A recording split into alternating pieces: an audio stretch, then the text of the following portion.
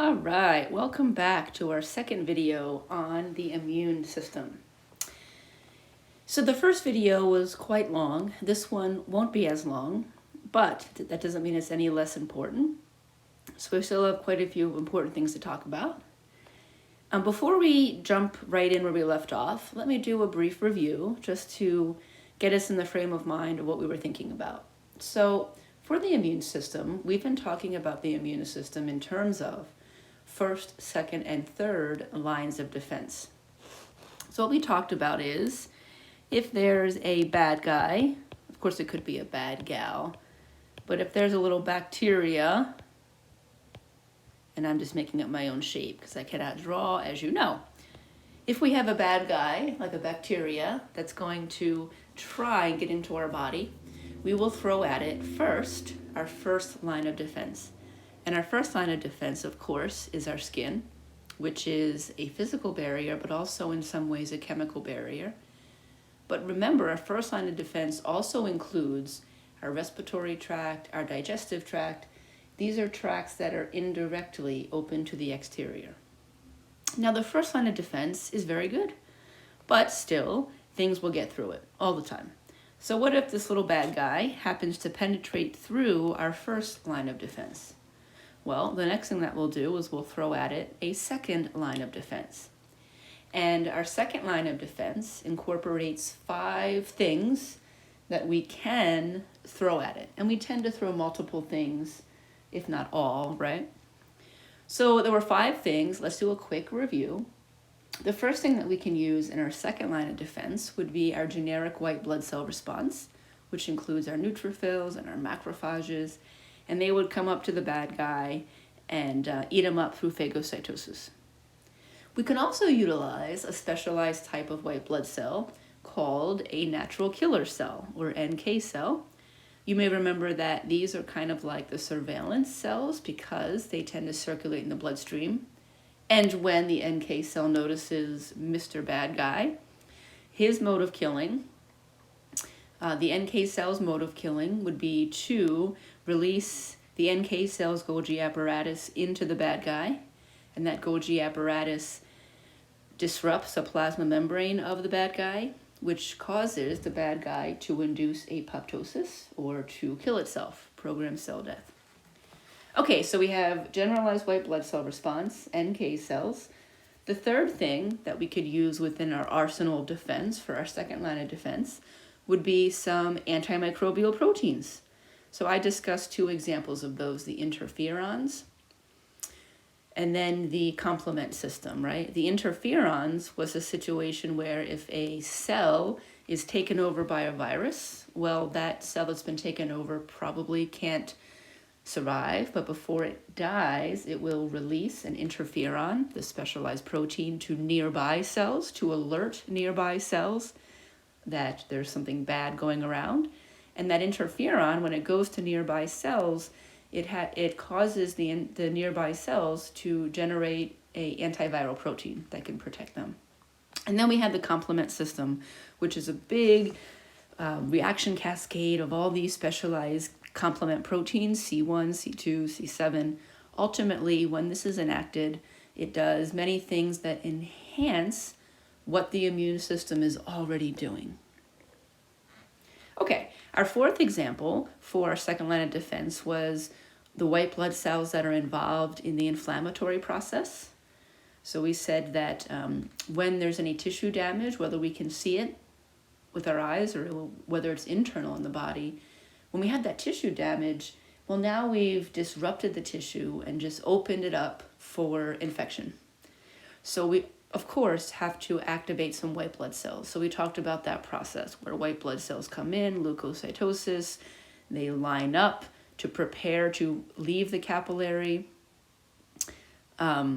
which is margination, and then they squeeze through the capillary walls, which is diapedesis, and then they're chemically attracted to the area of injury through chemotaxis. And then we talked about the steps of inflammation. Well, that was included in the steps of inflammation, but you know what I'm talking about. And then lastly, this is quite a review here.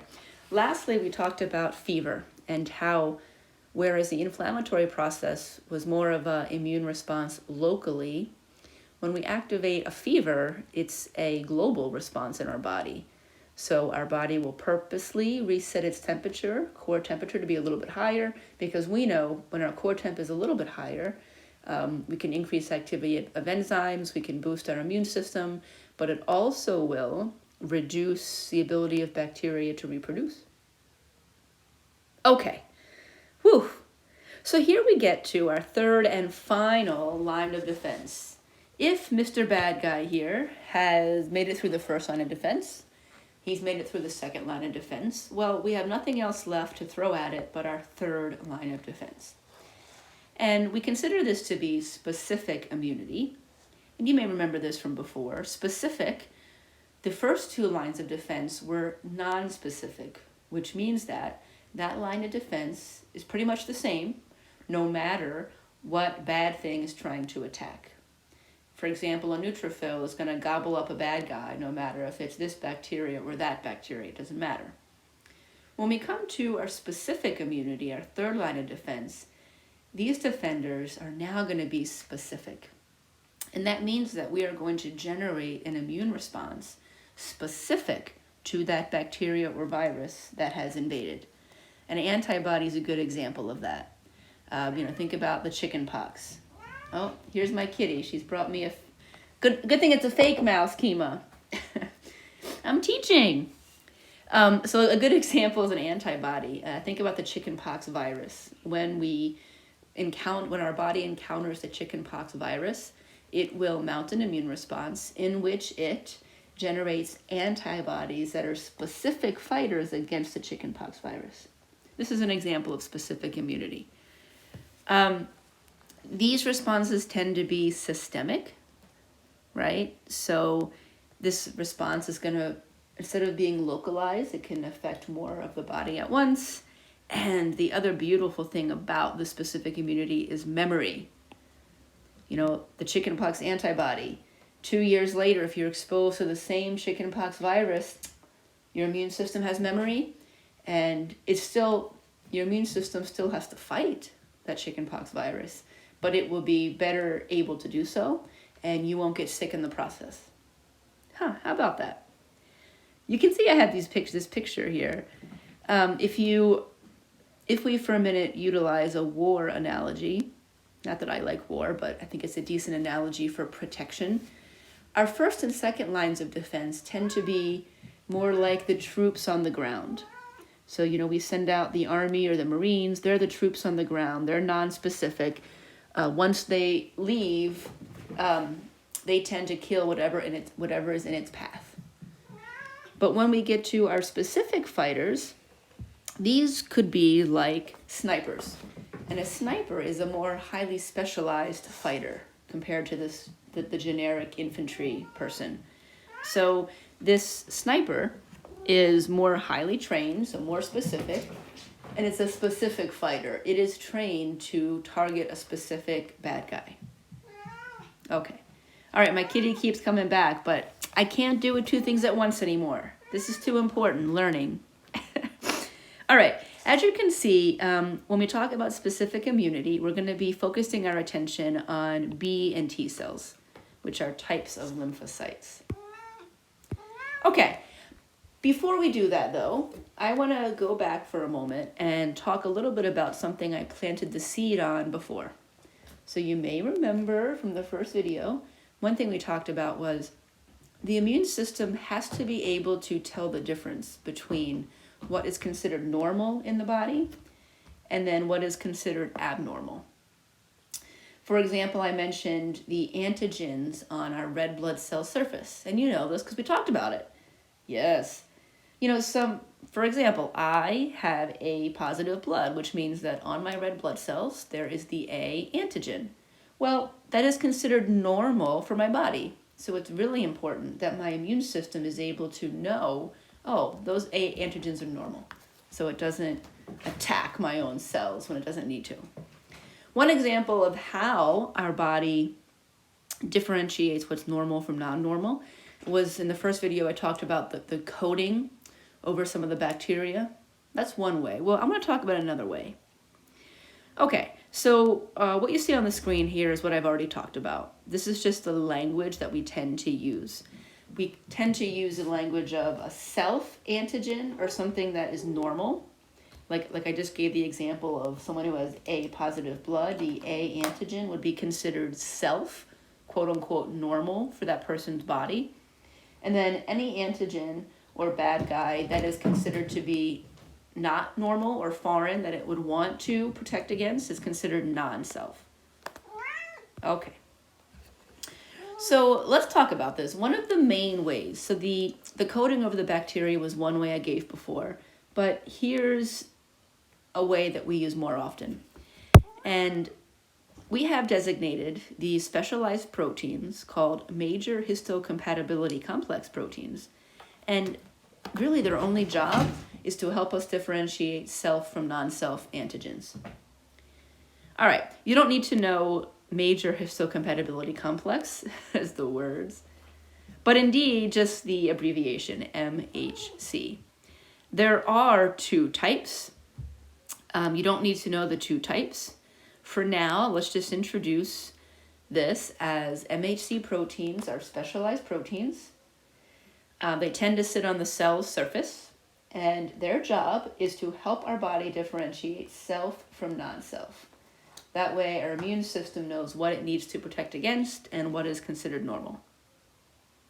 Okay, I'm going to skip that just because of time.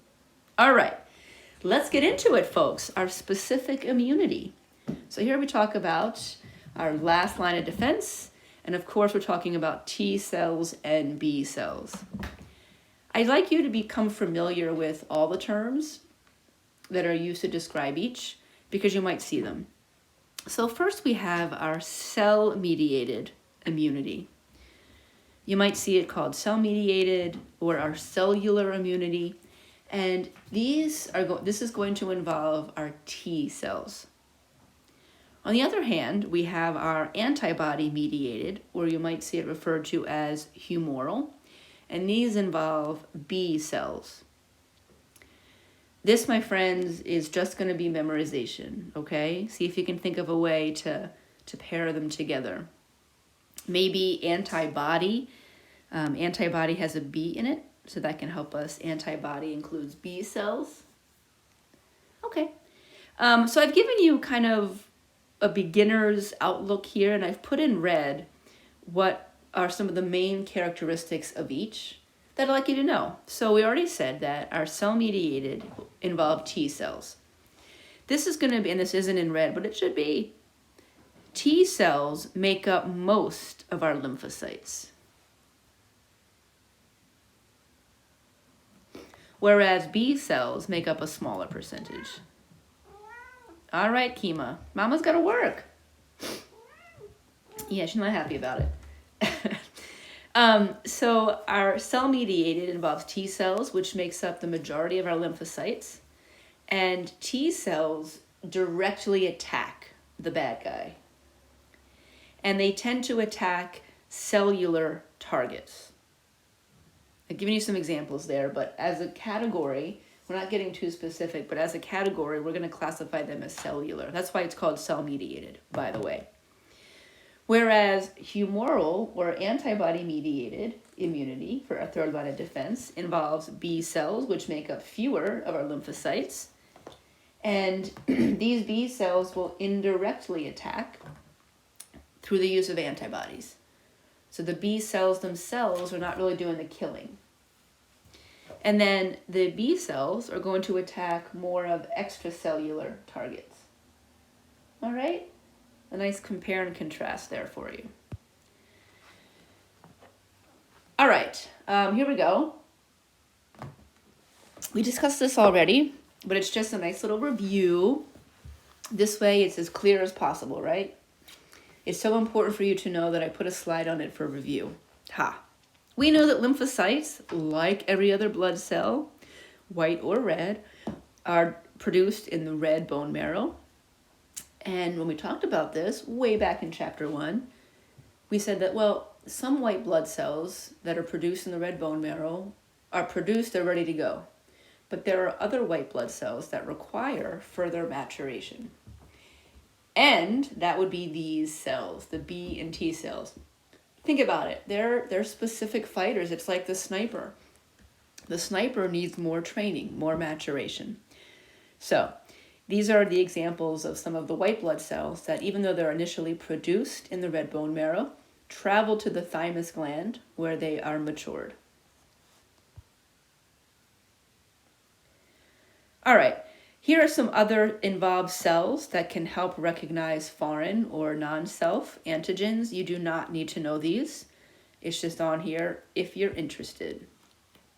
All right, so as we talked about before, the immune system is quite complex. So we are barely even scratching the surface.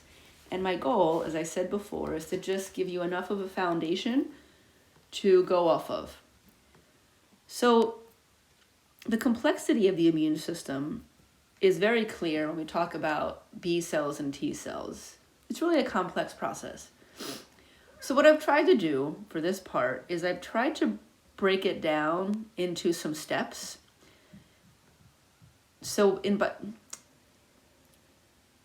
by no means are we getting that specific, but I just wanted you to have like a little taste of what are some of the things that are involved. So I've put in red what you need to know. We're going to have a general discussion and sprinkle in some specifics. Okay, off we go. So here we have our third line of defense, and we're talking about our T cells, which is our cell-mediated immunity. There are many different types of C cells. Some are called helper cells, some are called worker cells, some are called regulatory cells, and some are called memory cells.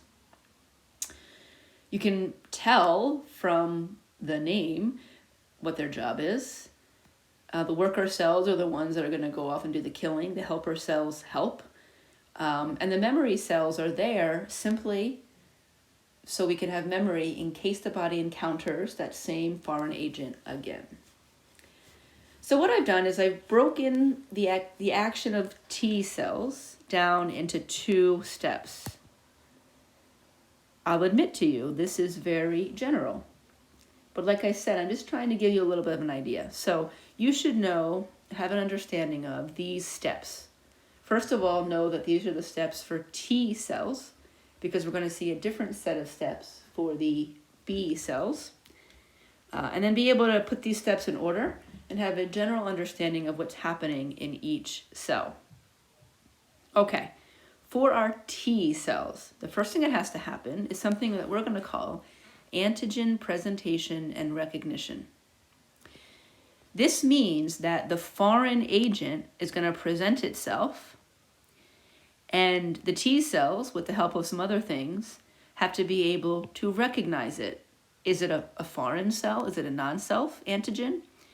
Or is it a self?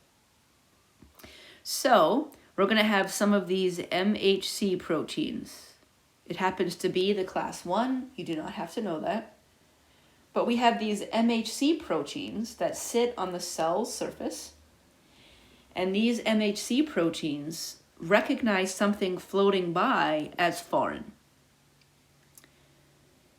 So the MHC protein is hanging out in the cell membrane. So here, my friends, is an example of an MHC protein. It sits on the cell surface, and it is just looking to see what's going by. If that MHC protein notices something bad, this MHC protein recognizes something as foreign, it's going to display part of that bad foreign cell on its cell membrane surface. So in this top picture, here we have a cell that has a bad thing in it. That little red squiggly thing is the bad thing. And our body will purposely implant these MHC proteins on its cell membrane surface. Now, it could also be the case that the bad thing is floating by on the outside, like in this bottom picture. So the non-self, or the bad thing, the bad guy, could either be inside of a cell, like up top with the red squiggly little thing, or it could be passing by in the plasma. Well, either way, we've got an MHC protein that notices, wait a minute, that's not normal. It's able to recognize a self from a non-self. It recognizes that bad thing as foreign or a non-self antigen. And in the top person case, it takes a piece of that bad thing and it displays it. In the bottom case, that cell has to bring in the bad guy through endocytosis, break it down, but still display a fragment of it on the outside. I mean, this is pretty cool. It's like a little SOS symbol or something. So here we have the activity of T cells. It all is going to start with our MHC proteins because they're the ones that are going to be able to tell our body if something is normal or not normal.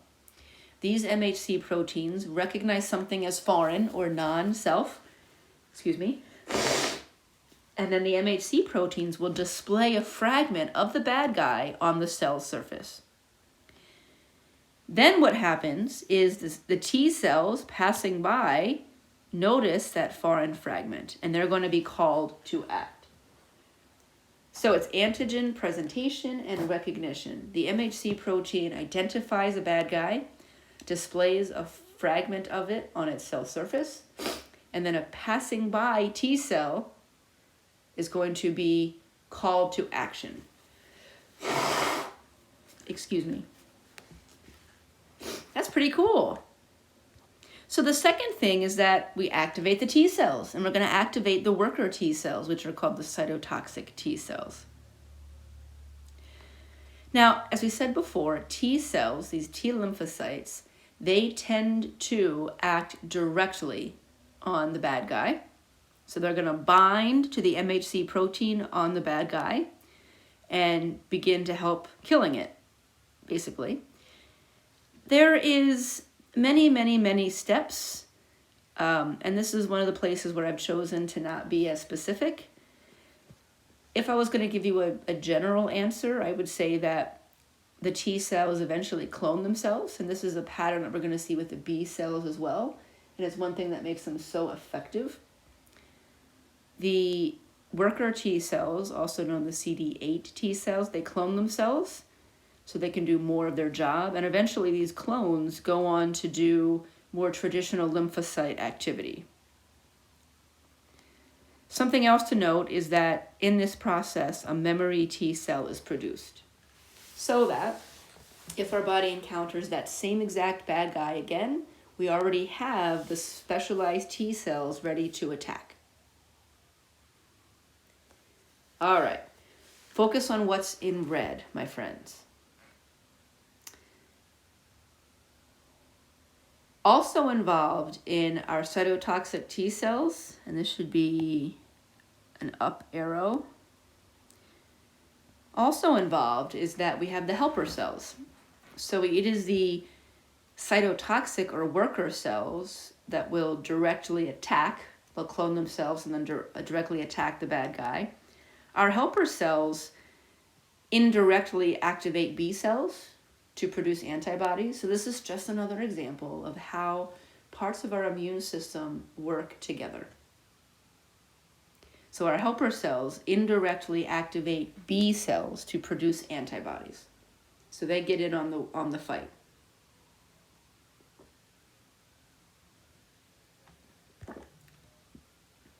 I've chosen some specific or some pictures here. Again, these get more specific. At the top, we have our worker cells in the red, in the bottom. Well, actually, we have both. Yeah, so don't worry about it. This is just what I've shown you up top is the first two steps, and I just haven't gone into the details. Okay. Let's now shift gears and talk about B cells. So we may recall our B cells are considered to be antibody-mediated or humoral immunity, and they perform more of an indirect attack. And the indirect attack is going to involve antibodies. Here are our 3 steps.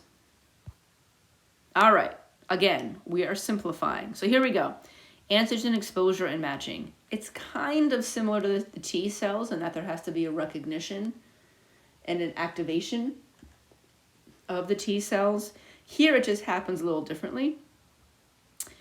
Upon exposure to the bad guy, the antigens will find a match to a specific antibody.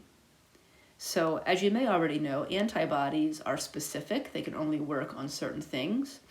So here in our very first step, we're going to pair an antibody with the bad guy. And it can be like a lock and key. So up top here we have the first picture. The antigens that are foreign are the little red dots. And then our initial antibodies would be the little Y's. Well, that little Y is specific to here. So there's some kind of shape at one end that only fits into the other. So it's like a lock and key, but it is specific. All right, so our first step, the B cells identify a foreign agent, and then they will pair an antibody to that foreign agent. Then we're going to have B cell differentiation. The T cells do a similar thing. I mentioned the T cells clone themselves. But in the B cells, they just clone themselves like rabbits, baby. The B cells will be called to action. So in other words, we kind of had like one B cell active up in the first step, and we formed one antibody just to begin the process. But now in step 2, these B cells will multiply rapidly. The cloned B cells will then differentiate into plasma cells. And the reason that's important is because in the third step, it is those plasma cells that are able to produce more antibodies. So we kind of produce one at the beginning just to get the process rolling, but it's really step 3 where we're going to really have an effect, because these plasma cells can produce many, many, many antibodies specific to the bad guy very, very, very quickly. And just a note, some of the B cells that don't become plasma cells will become memory cells. So there's always going to be a part of our third line of defense, our B and T lymphocytes. There's always going to be a part that involves memory. Pretty cool. So we're exposed to the bad guy. We form one antibody to match to it. Then we bring in more B cells, and these B cells clone like rabbits. And then, so here we see the cloning, right? This B cell is going to clone into 2 of itself. Actually, many, many, many more of itself. And then those cloned B cells become plasma cells. So they differentiate into plasma cells. And then it is those plasma cells that produce many, many, many antibodies. The numbers are quite astounding. Look, the plasma cells can produce antibodies, 2,000 antibodies per second for 4 or 5 days. It's insane. That is insane. All right. So I have some slides here about antibodies. I am choosing not to have you go into detail about this. When you take microbiology or a host of many other courses, you will get this information. All we talked about was that an antibody is specific to an antigen. I did want to make a point. How do the antibodies kill the bad guy? Because ultimately that's what's going to happen. The antibody, whether it's the antibody for chickenpox, is going to go and bind to the chickenpox virus and kill it. They tend to tag the bad guys for destruction by other lymphocytes. So it's not necessarily that the antibodies kill the bad things directly. They will ultimately tag them, kind of like put them on layaway for killing by other lymphocytes.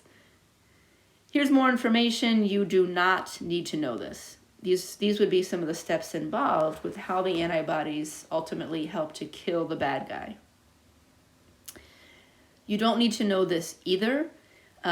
If you're interested, this top part talks about when you are first exposed to a bad guy. So I keep going back to the chickenpox virus because it's a simple example. When you are first exposed to the chickenpox virus, we go through all 3 steps. Maybe this process peaks at around 2 weeks. So you may not be sick for 2 weeks, but the antibodies will keep doing their thing for about 2 weeks. If you encounter that chickenpox virus later down the road, well, then you're going to have a secondary response. You probably aren't going to get sick and show symptoms, but still your body is going to activate those memory cells for the antibodies that are specific to the chickenpox virus. It's a quicker and larger response. So much so that you probably won't even have any symptoms that you're sick. All right, here is my summary table on this iPad here. The steps got a little messed up, but hopefully you have access to the PowerPoint itself. You can see it. Okay. Wow, and we've only scratched the surface. It's really amazing. So to end this chapter, we have a couple of odds and ends. We're going to talk about other immunity types, which will include vaccinations. Little cartoon for the parents out there. All right, this can get a little tricky, so I encourage you to spend some time with it. As I talk about it, it will probably make sense, yeah. But just with the terms, and there's different things, so it tends to be a little tricky. So spend time with it. Don't feel bad if it gets tricky on you. So we're going to define active and passive, and then natural and artificial. Because in the end, we're going to talk about 4 different immunity types. And these are all going to be formed by antibodies, by the way. So when we have immunity that we're talking about it now, it's memory. It's immunity that's going to, well, not always. I'm going to take that back. Oftentimes we're going to be activating antibodies. That's all. So just know the definition, active. Anytime we talk about immunity and we use the word active, the body itself produced the antibodies.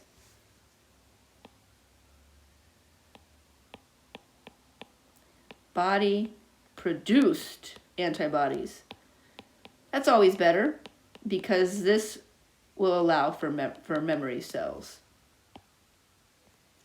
So anytime we have an active immunity, we say that it's active because the body produced the antibodies itself, which, as we discussed, allows for memory.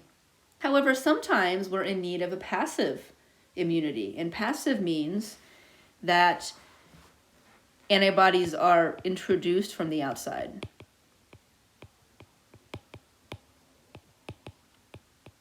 This could be from parent to a fetus. Could be an antivenom. So if you get, bitten by a poisonous snake or spider, we don't want to waste time for the body to produce the antibodies itself, because in that time that it takes to do that, you could die. So we introduce the antibodies in a passive way. We have the anti-serum. When we have passive immunity, when the antibodies are introduced from outside the body, not produced themselves, there's no memory. Okay. Either the body actively makes the antibodies, that's why it's called active, or they receive the antibodies passively from an outside source. And then we're going to define a natural immunity versus an artificial immunity. In a natural immunity, you produce the antibody after exposure.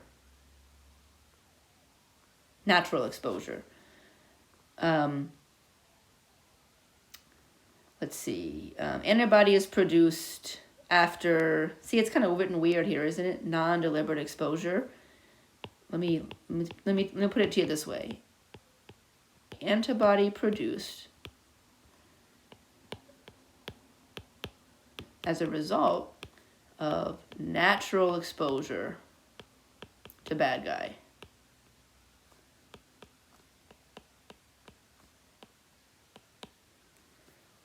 For example, when you encounter a virus from the air. So anytime we tack on the term natural immunity, it just means that the antibody is produced because you were exposed to something naturally. You were exposed to a virus from the air, like COVID. That would be a natural immunity exposure. You touched a door handle and then you rubbed your skin and a virus got in that way. That's natural. The antibody was produced as a result of a natural exposure. And then artificial immunity would be any case where the antibody is produced because of a non-natural exposure.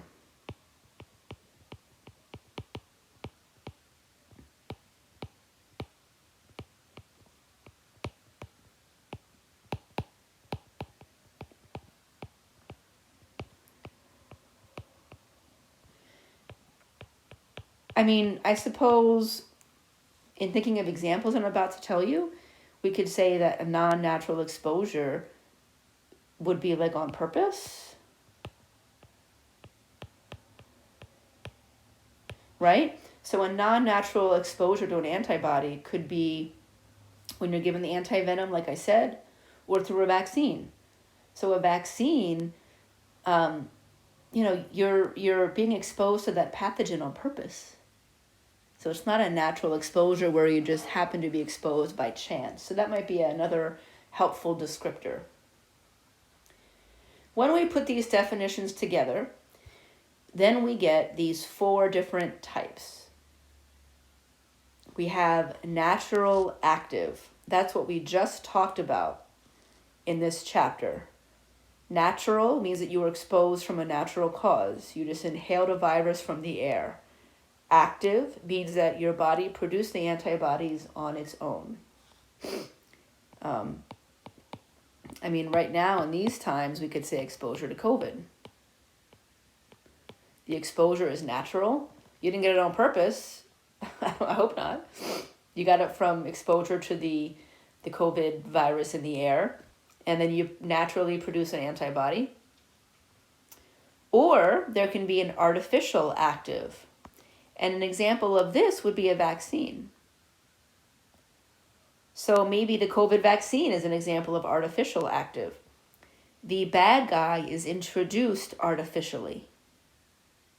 Because that's what a vaccine is, my friends, right? You introduce a small amount of the bad guy, a small amount that's enough for your body to produce the protective antibodies, but not too much to get you sick. So it's artificial in that you weren't exposed to the bad guys by accident through the air. You were exposed to the bad guys on purpose, artificially, through a needle. But your body will still be tasked at making the antibodies on its own, which means you will have memory. Then we go to the bottom 2, which are passive. Passive means that the body's not going to make the antibody itself. So we have natural passive and artificial passive. Natural passive would be that an example is antibodies given to the fetus from the mother. It is a natural delivery of the antibody or bad guy.